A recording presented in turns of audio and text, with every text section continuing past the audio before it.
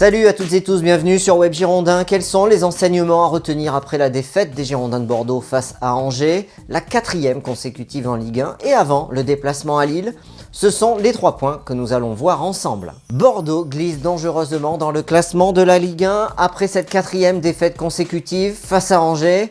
Caen, qui est barragiste, compte 30 points, Bordeaux 38 points, à 8 points d'avance sur Caen. Si les Girondins de Bordeaux perdent leurs 2 prochains matchs, sachant qu'on va jouer face à Lille, le dauphin du Paris Saint-Germain, donc il est fort probable que nous nous inclinions et ensuite on reçoit Reims et que Caen dans le même temps gagne ces 2 matchs, attention, Caen jouera contre Lyon, eh bien nous assisterons à une petite finale pour ne pas être barragiste à la 38e journée de Ligue 1 puisque Caen recevra Bordeaux. Voilà, il faudra aussi dans le même temps que Monaco, Amiens et Toulouse gagnent leur match. Alors c'est un scénario qui apparaît peu probable, certes, mais il existe, d'autant que nous ne sommes pas sur une dynamique positive, au contraire. L'intégration des jeunes joueurs dans le 11 des Girondins est compliquée, c'est le 2e point que nous voyons ensemble. Quand certains de tes joueurs cadres ne sont pas exemplaires, Kamano, Sabali ou que d'autres se contentent du minimum sans dépassement de fonction, Plasil, Otavio, Maxime Pungé, Nicolas Depréville par exemple, ou Pablo, et bien finalement il est quasiment impossible d'intégrer dans de bonnes conditions tes jeunes joueurs.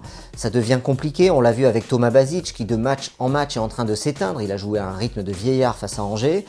On a vu Alexandre Lauré, Yacine Benraou ou encore Yacine Adli avoir les pires difficultés à apporter leur dynamisme, la fougue de la jeunesse. C'est quasiment impossible quand tu as à côté de toi des joueurs cadres ou des joueurs qui ne sont plus concernés par le projet de Bordeaux. Une promesse de mercato agité, c'est le dernier point qu'on va voir ensemble. Hugo Varela a promis un été excitant et un mercato bordelais agité. On n'a pas besoin de vendre pour acheter, a-t-il déclaré dans les colonnes de l'équipe.